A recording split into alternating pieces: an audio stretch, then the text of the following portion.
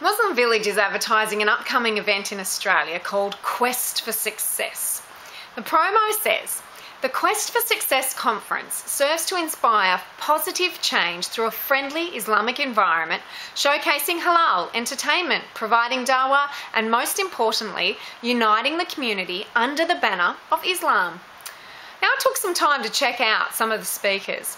The first is Imam Siraj Wahhaj. What an interesting character.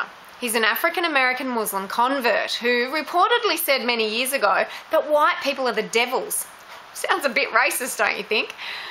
He has allegedly made statements in support of Islamic law over liberal democracy. He also supports capital punishments such as stoning for adultery and cutting off hands for thievery.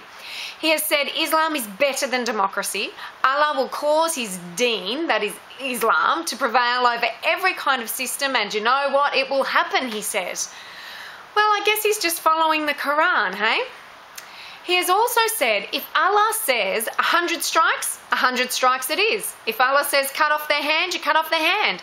If Allah says stone them to death through the Prophet Muhammad, then you stone them to death. Because it's the obedience of Allah and his messenger. Nothing personal. No, of course it's nothing personal. Just too bad if you're not a Muslim or you're a woman or a gay, an apostate or an infidel, because every good Muslim knows you must literally obey the Quran and the so-called Prophet.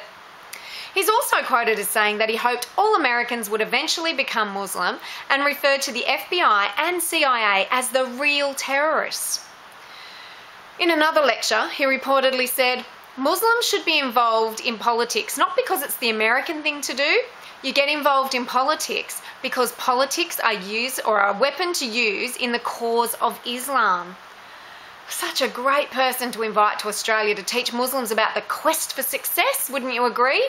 Just what we need. And this guy, or another guy called Yusha Evans, what a charmer! The Australian writes about him. A US convert preacher who says he's sickened by Muslims who show affection for disbelievers. That's you and I. He thinks the views of moderate Muslims are a threat to Islam. He apparently has links with radical Islamic preachers Junaid Thorne and Musa Serantonio. The Australian goes on to report that in a Facebook post, one of the biggest threats to success of this ummah, he says, is not from outside enemies, but from within, from the so-called moderate Muslims, who want to make Islam conform to their feelings and opinions, rather than conforming themselves to the Quran and Sunnah. Again, just another one who incites Muslims to literally obey the Quran, hadiths, an example of the so-called Prophet. Another speaker at the Quest for Success is Samir Abu Hamza. He has said that it's permissible to hit your wife as a last resort, but you're not allowed to bruise them or to make them bleed, which of course comes directly from the Islamic texts themselves, and was recently echoed by Kaiser Trad, President of Muslims Australia, or AFIC. Samir Abu Hamza was also one of the prominent figures who was involved in the secret Saudi halal certification meetings a year or so ago, trying to wrestle control of the multi-million-dollar industry here in Australia. And then, of course, there's everyone's favourite, Sheikh Shadi As-Sulaiman, who gets invited to dine with the PM at expensive halal dinners in Kirribilli House. He literally interprets some of the vile commands of the Islamic texts and has said horrific things about gays and stated women should be hung up by their breasts in hell.